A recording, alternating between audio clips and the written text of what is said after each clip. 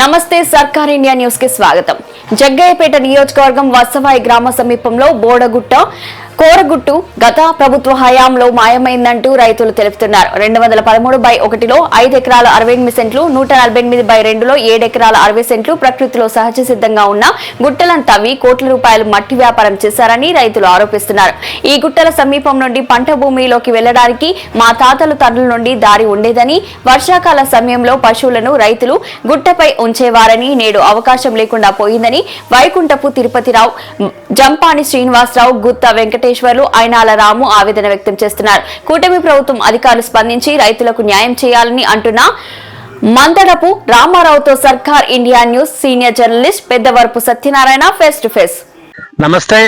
ఈరోజు మనం జగ్గయ్యపేట నియోజకవర్గం వత్సవాయి మండలం వేములర్వ వత్సవాయికి మధ్యలో ఉన్నటువంటి ఈ భూమి దగ్గర మనం గుట్ట దగ్గర ఉండటం జరిగింది. ఇది సహజ సిద్ధంగా ఏర్పడినటువంటి గుట్ట. ఆ గుట్ట ఇవాళ లోయగా మారిన పరిస్థితి. గత వైసీపీ ప్రభుత్వంలో గుట్టను లోయగా మార్చిన పరిస్థితి ఉంది అంటూ రైతులు మరి వాపోతున్న పరిస్థితి కనపడతా ఉంది. ఇది సహజ సిద్ధంగా ఏర్పడినటువంటి గుట్ట. ప్రకృతికి అనేక రకాలుగా ప్రకృతి సహజ సిద్ధంగా ఉన్నటువంటి గుట్టని లొయ్యిగా మార్చేసి తన స్వార్థాల కోసం, ధన లాభాల కోసం చేసినటువంటి ఒక అక్రమమైన విధానం అనే విధంగా రైతులు మాట్లాడుతున్న పరిస్థితి కనపడతా ఉన్న నేపథ్యం. ఇక్కడ దాదాపుగా ఈ పరిసర ప్రాంతాల్లో 7.5 ఎకరాలు ఉన్నటువంటి ఈ గుట్ట ఇవాళ 7.5 ఎకరాలలో ఎక్కడా కూడా ఏ మాత్రం కూడా ఉన్నటువంటి గుట్ట ఉన్నటువంటి పరిస్థితి కనపడట్లేదు. మొత్తం లోయ ఉన్నట్టే కనపడుతుంది. మొత్తం లోయలు, బండలు కనపడుతున్న పరిస్థితి. ఈ 7.5 ఎకరాల తర్వాత రైతులు పత్తి కానీ మిరప కానీ వేసుకునే పరిస్థితి ఉంది. రైతులు దాదాపు ఈ 7.5 ఎకరాల తర్వాత ఒక 30 ఎకరాల వరకు పొలం ఉన్న పరిస్థితి. రైతులు అటువైపు వెళ్ళడానికి కూడా వీలు లేని పరిస్థితి కల్పించిన నేపథ్యం. ఈ పరిస్థితుల్లో మరి ఈ గుట్ట విషయంలో అధికారుల దృష్టికి కానీ ప్రభుత్వం దృష్టికి కానీ ఈ రైతులు తీసుకువెళ్తున్న పరిస్థితి కనపడతా ఉంది. ఆ విధంగా తీసుకెళ్లిన పరిస్థితి కూడా ఉంది. మరి ప్రభుత్వ అధికారులు దీనిపై స్పందించారు అనే విధంగా కూడా రైతులు చెప్పలేని స్థితిలో ఉండటం అనేది ఇవాళ బాధాకరమైన విషయం. రైతులు ఇక్కడే ఉన్నారు, అడిగే ప్రయత్నం చేద్దాం. సార్ చెప్పండి, రామారావు గారు, ఇప్పుడు ఈ గుట్ట ఎప్పుడు తవ్వారు, ఏ ప్రభుత్వంలో తవ్వారంటే ఏం చెప్తారు? పోయిన వైసీపీ గవర్నమెంట్ లో 2019 నుంచి మొన్న ఎలక్షన్ అయిపోయిందా తవ్వారు. ఎలక్షన్ అయిపోయినాక మళ్ళీ తెలుగుదేశం వచ్చింది కాబట్టి ఆపేశారు. ఇది ఆర్మీకి అని 2 ఎకరాలు ఇచ్చారు.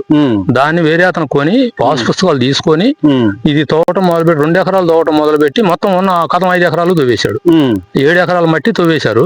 ఇది ఇప్పుడు అసలు దీన్ని యూజ్ చేసుకోవడానికి రైతులు ఇంతకుముందు ఏమైందంటే వానాకాలం వచ్చి ముసుర్లు పట్టినప్పుడు గొడ్లు, మేకలు అందరు తోలకొచ్చి దీని మీద ఉండి తమాషా కాసేపు మేపుకొని వెళ్ళిపోయేవాళ్ళు.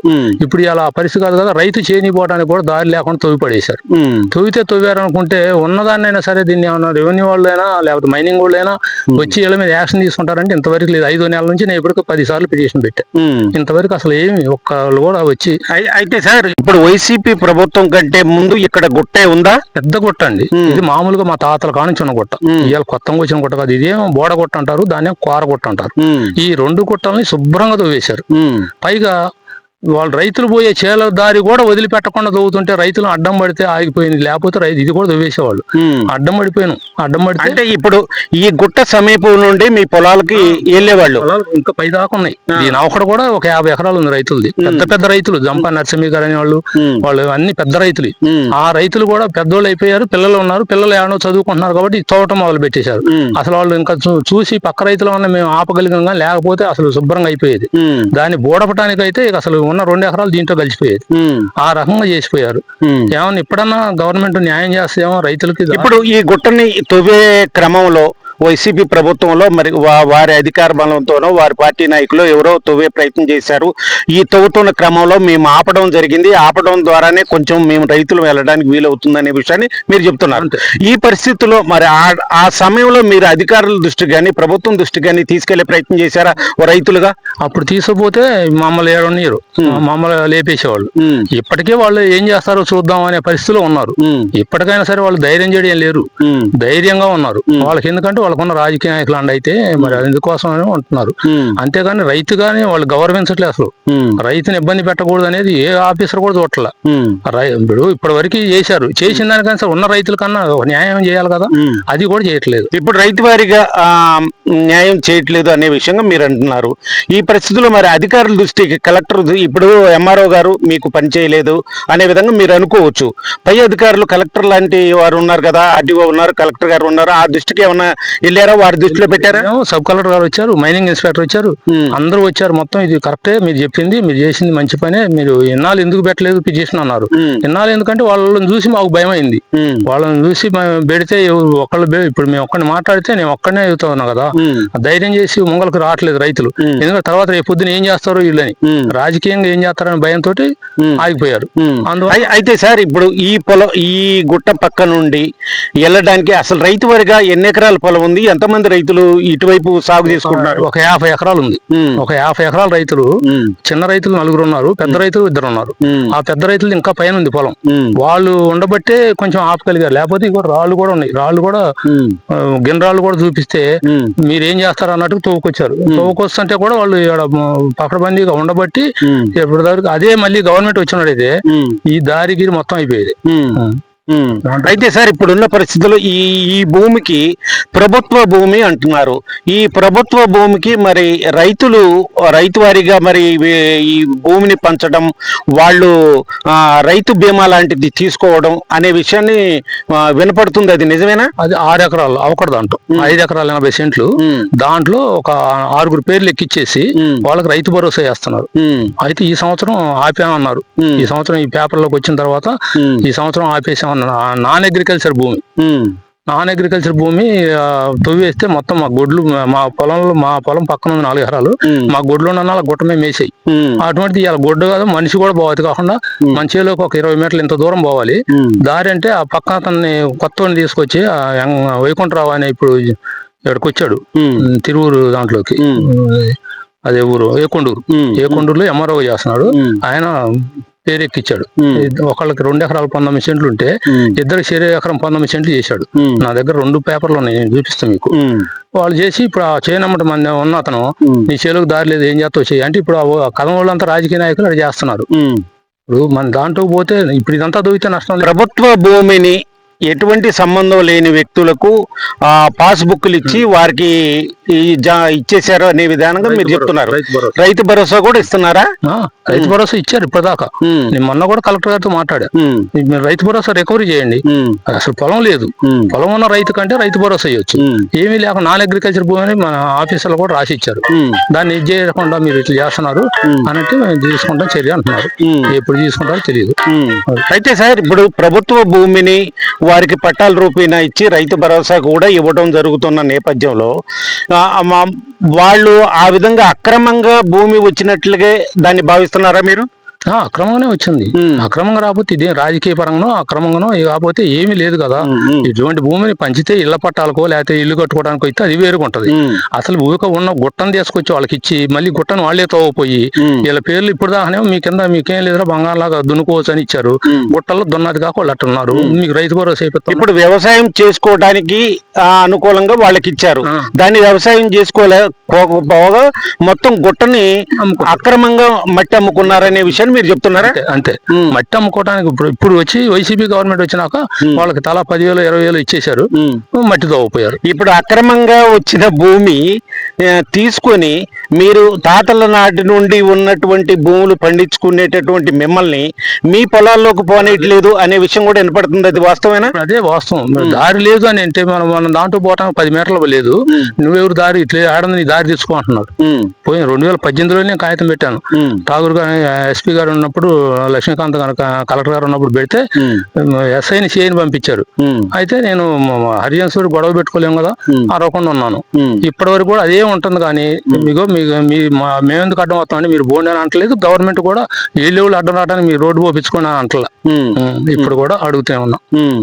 ఇప్పుడు దీని పరంగా ఇప్పుడు వైసీపీ ప్రభుత్వంలో ఈ 7 ఎకరాల భూమిలో మొత్తం తవ్వడం అనేది, లొయ్యలు చేయటం అనేది, గుట్ట మాయమైపోయింది అనేది కనపడుతున్న నేపథ్యం మనం కూడా చూస్తున్న నేపథ్యమే.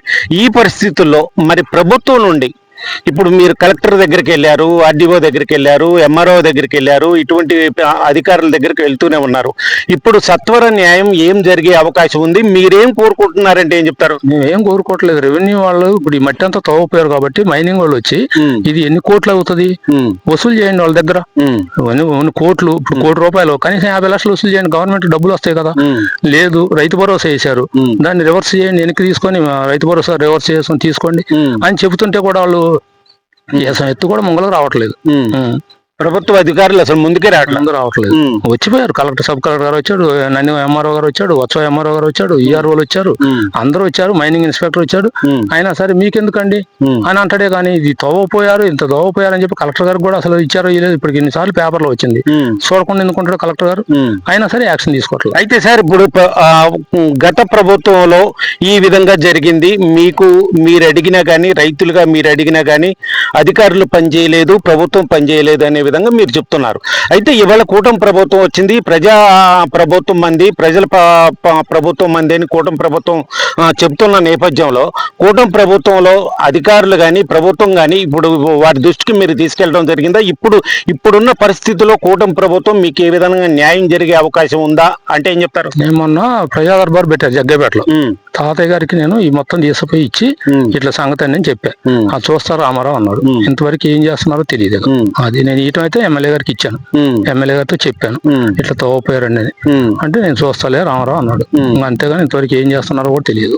అది అయితే సార్ ఇప్పుడు మీరు దాదాపుగా ఒక 6 సంవత్సరాల నుండి దీని మీద పోరాటం చేస్తున్న నేపథ్యం, ఈ పరిస్థితుల్లో ఒక రైతుగా, ఇక్కడ మీరున్న రైతులుగా, మీ రైతు వారిగా దీని విషయంలో ఈ భూమి విషయంలో మీరు పొలానికి వెళ్ళడానికి రహదారి విషయంలో ప్రభుత్వాన్ని, అధికారులను మీరేం కోరుతున్నారు? ఆఖరిగా చెప్పండి. రైతులను ఇబ్బంది పెట్టకుండా రైతుల దారి రైతులకు ఉండాలి, మా దారి మాకు ఉండాలి. ఇది ఎలా ఏం చేస్తారో అన్నది మాకు అనవసరం, గవర్నమెంట్ చూసుకోవాలి. రైతులను ఇబ్బంది పెట్టే పని చేయకూడదు. రైతు జోలికి ఎవరైనా వస్తే వాళ్ళు కొంచెం యాక్షన్ తీసుకునేటట్టు ఉండాలి. మేము కోరుకునేది అదే. మేము మా పొలాలు తాతల నాటి పొలాలు అయ్యి ఇవాళ కొత్తగా వచ్చినాయి కావు. వాటిని బాగు చేసుకోవటం, లేకపోతే వాటిని పక్కన పిల్లగాళ్ళు ఉంటే చదువుకొని అన్న ఉన్నారు. ఇప్పుడు వీళ్ళు తవ్వుకుంటూ పోతే రేపు పొద్దున మా పొలం రక్షణ ఏముంది కదా. అందుకోసం చెప్పేసి గవర్నమెంట్ కూడా ఏదైనా ఇటువంటి కోరీలు తవ్వాలన్నా, అనవసరం అన్నా ఒక పక్క రైతులను కూడా ఒక ఇంటిమేషన్ ఇచ్చి చేసుకోవాలని చెబుతాను. అది ఇది పరిస్థితి. రైతు వారీగా మమ్మల్ని ఇబ్బంది పెట్టే పరిస్థితి లేకుండా అసలు ప్రభుత్వ భూమిలో ఉన్నటువంటి సహజ సిద్ధంగా ఉన్నటువంటి గుట్టను తవ్వడం ఏంటి అనేది రైతుల ప్రధాన ప్రశ్న. ఈ తవ్విన తర్వాత కూడా ఈ గుట్టను తవ్వడం ద్వారా రైతు వారీగా గొర్రెల కాపర్లు కావచ్చు, రైతు వారీగా గేదెలు కావచ్చు, ఇటువైపు కూలీలు వస్తున్న సందర్భంలో కూడా వర్షాకాలంలో జారిపడే అవకాశం ఉంది, ప్రమాదం జరిగే అవకాశం ఉన్న నేపథ్యంలో మందుకట్టలు కానీ లేదు పండించిన పంటని ఇంటికి తీసుకెళ్లే పరిస్థితి కూడా కనపడని నేపథ్యంలో ఈ విధంగా కుట్టదవడం జరిగింది. ప్రభుత్వ అధికారుల దృష్టికి మేము తీసుకెళ్లడం జరిగింది. ప్రభుత్వ అధికారులు కూడా గత ప్రభుత్వంలో స్పందించిన పరిస్థితి కనపడతా ఉంది. ఇప్పుడు కూటమి ప్రభుత్వం వచ్చిన తర్వాత కూడా అధికారుల దృష్టికి తీసుకెళ్లాం, స్థానిక శాసనసభ్యుల దృష్టికి కూడా మేము తీసుకెళ్లడం జరిగింది. దీనికి న్యాయం చేయాలి, సత్వర న్యాయం చేసి రైతులకు అన్యాయం జరగకుండా చూడాలనే విషయాన్ని రైతులు ఇక్కడ చెప్పడం జరుగుతుంది.